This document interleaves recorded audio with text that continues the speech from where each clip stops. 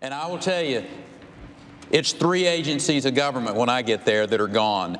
Commerce, education, and the, what's the third one there? Let's see. It was an unforgettable moment of forgetting.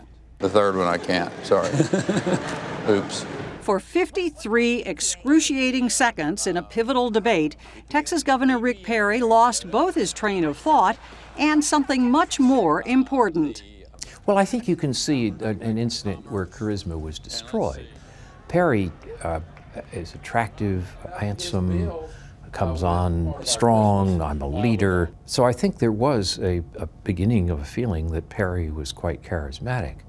And then when he had this fumble of not being able to remember the names, you could almost see a building charisma then which was punctured. Professor Joseph Nye of the Harvard Kennedy School says though we may not like to admit it, winning personalities do win elections. Charisma is a sense of personal magnetism that some people have. There is an attractiveness that leads some people to be able to get others to follow them by their personality. Most American voters ultimately don't vote on specific policy questions. So they're responding to something, and it's often charisma. It's who they like. It's whom they like. But what exactly is charisma? Mark Oppenheimer, who teaches at Yale, has studied the subject. It's from the Greek, and it generally refers to a gift, to something freely given, something you didn't necessarily have to earn or deserve, but it's this talent or unique capability that you have. It came from the gods, really. On the campaign trail, it can be simply divine. Lead this country. The power of charisma. That personal connection is why Rick Santorum glad-handed his way through all 99 Iowa counties. How are you? Thanks so much. Hi, how you doing? Why Mitt Romney has focused like a laser on projecting naturalness and warmth. Thank you so much for all your help. But when it comes to genuine charisma, Republican candidates have a tough act to follow.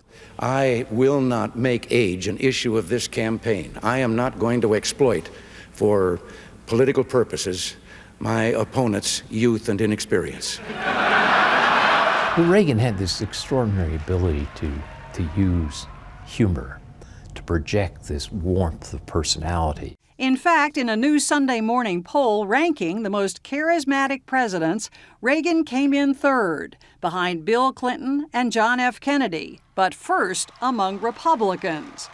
With the bar that high, does a talented but bland politician have a prayer? We've had low charisma presidents. I don't think anyone ever accused Papa Bush of being particularly charismatic. I think the younger Bush, while he was kryptonite for some voters, he was also compelling to others. He projected a certain kind of ease with himself, a certain kind of humility. But his father, I don't think anyone found his father particularly compelling as a persona. But charismatic or not, George H.W. Bush did win, which supports Oppenheimer's view that charisma, like beauty, is in the eye of the beholder. Look, nobody has universal charisma. Thank you. God bless you. I think Barack Obama connects with a lot of people as charismatic, but obviously there are people who loathe Barack Obama, and the same thing was true of Reagan, and the same thing was true of John F. Kennedy. 'Cause you've got personality. Walk. It's true of non-politicians as well. Who do you consider charismatic? George Clooney, Derek Jeter, Oprah? How about the Cookie Monster? Now, what starts with the letter C? Well, charisma. What else? So what about you? You think you have charisma? Wouldn't we all like to believe that we just radiate magnetic charm all the time? Well, here at MIT's Media Lab, researchers say that with this little device, they actually can use science to measure your charisma, assuming, of course, that you have some to measure. Okay, so I'm wearing this thing. Yes. This is going to tell me how charismatic I am? It's going to tell me about how you move and how you speak. I better start moving more. Yeah, well, you could decide to do that. Yeah. It's called the sociometer.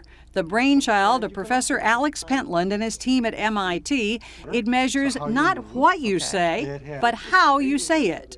So the first thing is energy. You have to be energetic. It shows up in your hands, shows up in the voice, the way you sort of carry yourself and do things. You talk with your hands a lot. Is that a conscious? If I want to be charismatic, I have to be energetic. And according to my sociometer, I need to work on it, which is too bad because high scorers have a real advantage. Take what happened when the sociometer was used to measure the impact of charisma on business decisions. We could predict how well the business plan would be rated without knowing anything about the business plan, without knowing anything about the person. And the two things that really mattered were, did they sound like they were excited? And were they very consistent and fluid in how they produced the speech? When the rest of the world sees you, what do they see? How do they take that in? If the world's not impressed, don't give up. Charisma can be taught.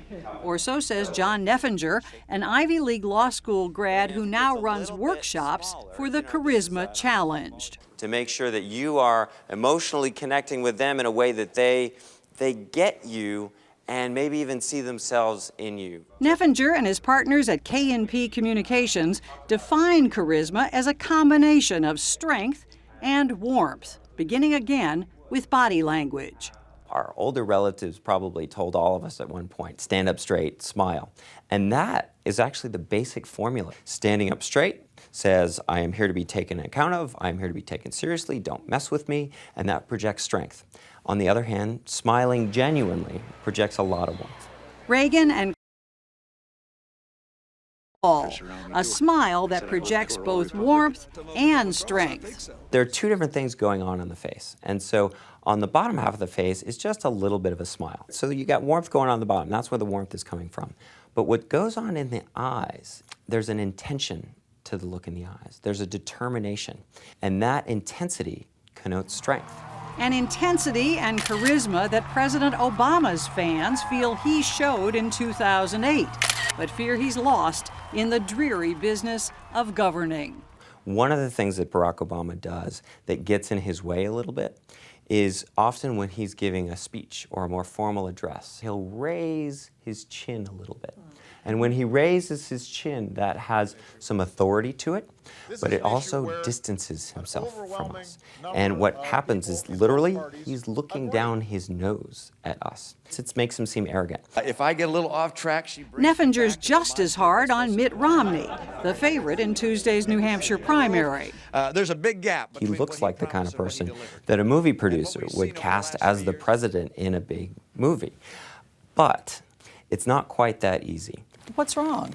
He tries to ham it up a little bit, and he's got that big smile out there, and gosh darn it, he's going to be friendly, and it comes off as a little ingratiating, which is to say he wants to be likable, but he's not necessarily actually caring about the way people are feeling.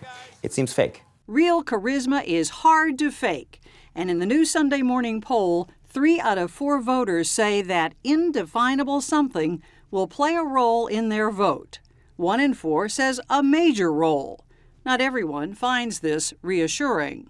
I would not like to see in a democracy people voting simply on whether a person has a nice smile or a glad hand, because sometimes that can lead to disastrous policies.